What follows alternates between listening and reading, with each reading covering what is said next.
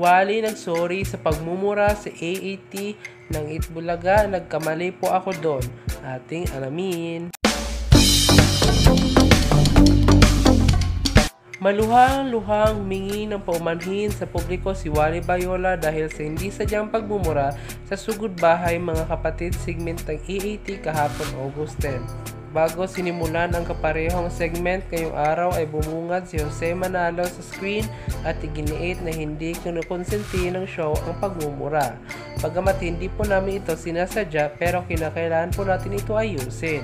Kaya naman po nandito kami ngayon para ituwid po natin yung nagawang hindi nagustuhan o narinig ng bawat isa sa atin.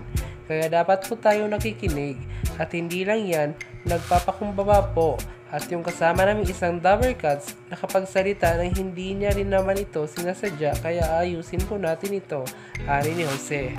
Humarap sa kamera si Wally Bayola at nagsorry sa mga manonood at sa mga Dabber Cats. Sabi ni Wally, ako po ay may nabitawang salita sa hindi ko po dapat sinasabi.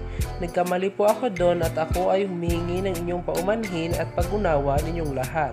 Pasensya na po sa lahat.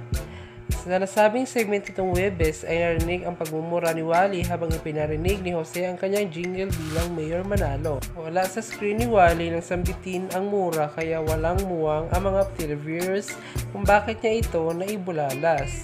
Ano ang masasabi niyo rito? I-comment nyo lang dyan sa ating comment box at huwag kalimutan mag-like, share, comment, and subscribe and click the notification bell para updated kayo sa ating mga vlogs and updates. Thank you!